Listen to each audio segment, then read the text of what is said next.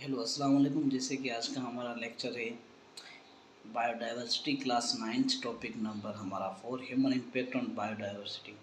पहले आप इस बात को समझें कि ह्यूमंस के कौन से इम्पैक्ट हैं बायोडाइवर्सिटी से जो मुमकिन बायोडाइवर्सिटी को डिस्ट्रॉय कर रहे हैं। सबसे पहले जो इफ़ेक्ट होता है वो है हंटिंग।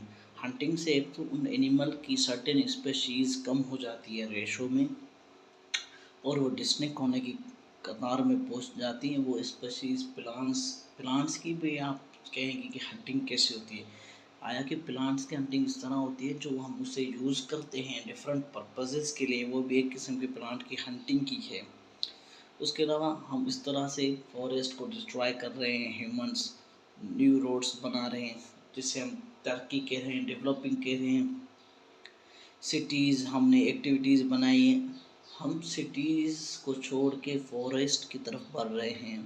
वहाँ पे हम डैम्स बना रहे हैं और उनके हैबिटाट्स को डिस्ट्रॉय कर रहे हैं। उनकी मतलब जो वहाँ पे सदियों से रहने वाले हमारे एनिमल्स हैं, जैसे हमने मंकीज़ की स्पीशीज़ डिस्ट्रॉय कर ली है। ऑल ओवर इंडिया में आप देखेंगे they are used to live in temples और in the midnight Kerala cities में वो घूमते हैं। मंकीज़ क्यों घूमते हैं? वो उनको कोई शौक तो नहीं है, लेकिन क्या है कि उनकी हैबिटाट्स मुकम्मल तौर पे डिस्ट्रॉय हो गई है और वो ह्यूमंस की आबादी के साथ मिल के हैं। उसके अलावा हमने इंसिडेंटली जेनेटिक इंजीनियरिंग की मदद से कुछ न्यू स्पीशीज़ डेवलप तो की, लेकिन उनकी डेवलपिंग से हुआ क्या, जो ओल्ड स्पीशीज़ थी, ग्रेट स्पीशीज़ थी, वो बिल्कुल ख़त्म हो रही है। जैसे ग्रेट वाइट शार्क के कुछ स्पीशीज़ बची है। हमने वाइट शार्क, टाइगर शार्क, मुख्तलिफ स्पीशीज़ डेवलप की, लेकिन जो ग्रेट वाइट शार्क जो सदियों से समुद्र पर राज कर रही है वो मुकम्मल तौर पे ख़त्म हो रही है। एक्लिप्टिस प्लांट्स का था एक एग्जाम्पल हमने ऑस्ट्रेलिया से पाकिस्तान पे इंपोर्ट किया। ये प्लांट बहुत ज़्यादा वाटर कंज्यूम को होता क्या था, ये जहाँ भी लगता दूसरे प्लांट्स को ग्रो करने नहीं देता था। ये इक्लिप्टिस पॉल्यूशन का बहुत ज़्यादा इफेक्ट हो गया है। Pollution also effect environment and biodiversity. Pollution कैसे इफेक्ट कर रही है? पॉल्यूशन का इफेक्ट आप सबसे पहले वाटर पे समझें। हम जो इंडस्ट्रियल वेस्ट इस्तेमाल कर रहे हैं, पेस्टिसाइड्स बना रहे हैं, वो कहाँ जा रहे हैं? इन दी एंड आप वो सीज़ पे मिल रही हैं, सीज़ या ओशंस पे जाके अटैच हो रहा है।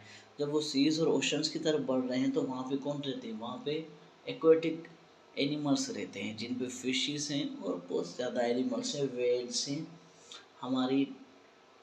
सो उनको हो क्या रहा है कि हमने जो वहाँ से हार्मफुल वाटरी सब्सटेंस इन किए हैं, इससे उनकी हेल्थ पे बहुत ज़्यादा हो रहा है इफ़ेक्ट और टन्स की तादाद में फिशेस डेड होती हैं। और ये इफ़ेक्ट फिर ह्यूमंस के साथ भी रिसाइकिल हो गया है जब वो हम इफ़ेक्टिव फ़िश ईट करते हैं। उसके अलावा पेस्टिसाइड्स जो हम इस्तेमाल करते हैं, बर्ड्स के डिपोजिशन थे वो भी डिक्लाइन कर के ये एम्फीबियंस की पॉपुलेशन को बिल्कुल ख़त्म कर दिए। पहले एम्फीबियंस हैं क्या? हम कहते हैं एम्फीबियंस ड्यूअल नेचर एनिमल्स होते हैं। They can live as well water and land. हम उन्हें ड्यूअल नेचर कहते हैं, लेकिन क्योंकि उनकी वजह से, हमारे पॉल्यूशन की वजह से वो वाटर की तरफ अब ज़्यादा रुख नहीं कर रहे, तो बिल्कुल अब वो रेप्टाइल की क्लास में आ गए हैं। कुछ बचे हुए हैं, डक प्लेटिपस बिल्कुल ख़त्म होने के कगार में है। हाँ, कभी किधर दिख जाए तो वो एक अलग बात है। सेलमेंडर हमारे पास है ही नहीं, वो भी बिल्कुल ख़त्म हो गई है एम्फीबियन की स्पेशीज़। उसके बाद हम करते हैं deforestation, the cutting down of trees, destruction of forest leaves and the soil burn which is called deforestation. उसे हम डिफॉरेस्टेशन कहते हैं। सिंपली हम जो कटाई कर रहे हैं बेड्स बनाने के लिए, डोर्स बनाने के लिए, वुडन वर्क के लिए, तो ये चीज़ें इफ़ेक्ट करती हैं। रोड्स बनाने के लिए, हाउसेस बनाने के लिए, बिल्डिंग्स बनाने के लिए। इससे हो क्या रहा है, जो मेन उनकी थी वो बिल्कुल ख़त्म हो गई है स्पीशीज़ की। Deforestation, effect of deforestation and biodiversity, इसके बहुत ज़्यादा इफ़ेक्ट हैं। रिमूवल ऑफ फॉरेस्ट का सॉइल एरोशन, ज़मीन को कलर जैसा बना देता है, यानी ज़मीन पे कोई फसल कल्टीवेट नहीं कर सकते। Flood, loss of 1000 species of animals and plants, flood के चांसेस बन जाते हैं आने के। रिवर्स का, लेक्स बिल्कुल सूख जाती हैं। Trees can grow on hill sides even when the soil quite thin, When the trees are cut down, the soil is फलक and the less protection from the wind and rain. जैसे हम trees करते हैं तो वो soil एकदम से कलरट बन जाती है, हार्ड बन जाती है। उसका नुकसान क्या होता है कि फिर वो एयर को प्योरीफाई नहीं कर सकती। हैवी रेनफॉल होता है क्योंकि हमने फॉरेस्ट को कट कर दिया है। Left bare unless the rivers become choked mud slid की वजह से हमने डैम्स बना है, hydroelectric schemes and irrigation programmes हैं, लेकिन about half of the rain come from the transpiration of the trees themselves. Trees की ट्रांसपायरेशन की वजह से ही 50% रेन कास्ट होती है, लेकिन हम उन्हें बिल्कुल ख़त्म कर रहे हैं डिफॉरेस्टेशन के, तो रेन किससे होगी। The clouds which are form from this transpiration water affect sunlight Allah affect the sunlights and their effects on the atmosphere। तो इसके साथ हो क्या रहा है कि वो उसके साथ इफेक्ट हो रहे हैं। Many cause present drugs canine sprain drive from the likely deprived हो रही हैं उसके साथ वो चीज़ें। तो ये कुछ मेन चीज़ें हैं जिनकी वजह से ये चीज़ें हमें नज़र आ रही हैं। उसके अलावा issues of conservation of biodiversities के साथ दो बहुत ज़्यादा इश्यूज़ पाकिस्तान में फेस आ रहे हैं। सबसे पहला तो हम डिफॉरेस्टेशन कर रहे हैं, रियल इस्टेट के कटिंग कर रहे हैं और इससे हमारी एरिया बहुत ज़्यादा कम हो रही है। फर्निश कर रहे हैं वुड को कंट्री के लिए, लेकिन इससे हो क्या रहा है, हम उनकी इनडायरेक्टली स्पीशीज़ को ख़त्म करें और इसके ज़िम्मेदार सिर्फ हम ही हैं। और गवर्नमेंट को इस बारे में सोचना चाहिए कि हाँ, आया कि कुछ लैंड फॉरेस्ट के रिजर्व्स हैं हमारे यहाँ, फॉरेस्ट डिपार्टमेंट वर्किंग में, लेकिन वो इस तरह काम क्यों नहीं कर रहा। Hunting threat animals Pakistan, so hunting of some animals birds completely banned हो गई है। ब्लैक डियर, स्पॉटेड ईटीसी वगैरह हमारे यहाँ बिल्कुल कम बचे हैं। उसके अलावा extend and endangered animals in Pakistan, चीता, टाइगर, एशियन लाइन, ये तो हमारे लिए कम्प्लीटली एक्सटेंड हो गए।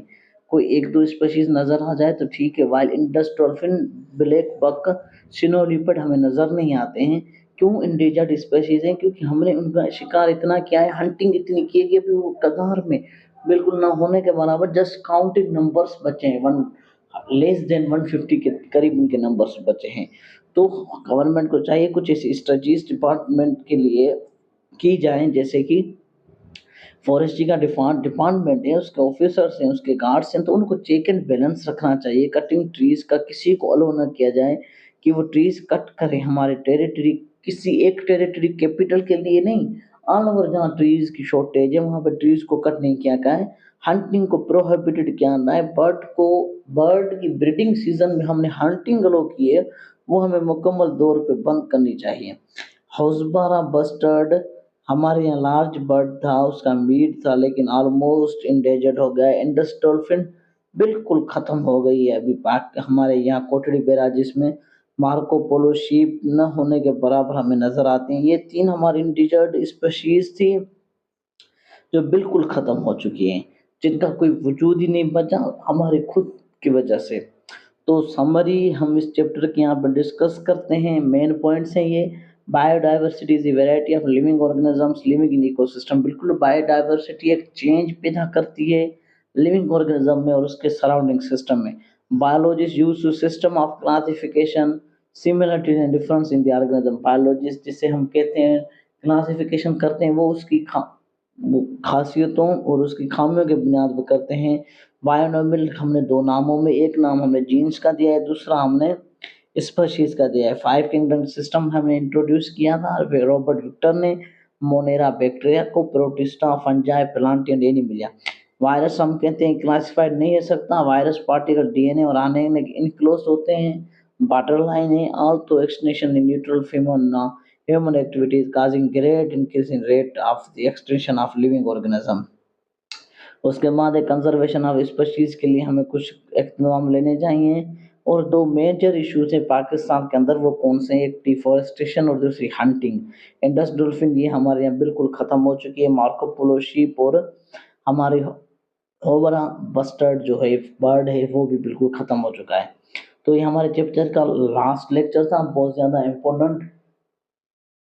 बायोडाइवर्सिटी, इसमें आपको बायोडाइवर्सिटी की कुछ डेफिनेशंस, बेसिक टर्म्स आने चाहिए। बायोनोमेनक्लेचर क्या है, स्पीशीज जेनस कैसे डिफरेंट होते हैं, उन्हें कैसे लिखा जाए, बायोडाइवर्सिटी को हम कैसे बचा सकते हैं, ये चैप्टर आपके लिए बहुत ज़्यादा इम्पोर्टेंट है। Thank you. Next video next chapter number 4 discuss करेंगे। Thank you very much.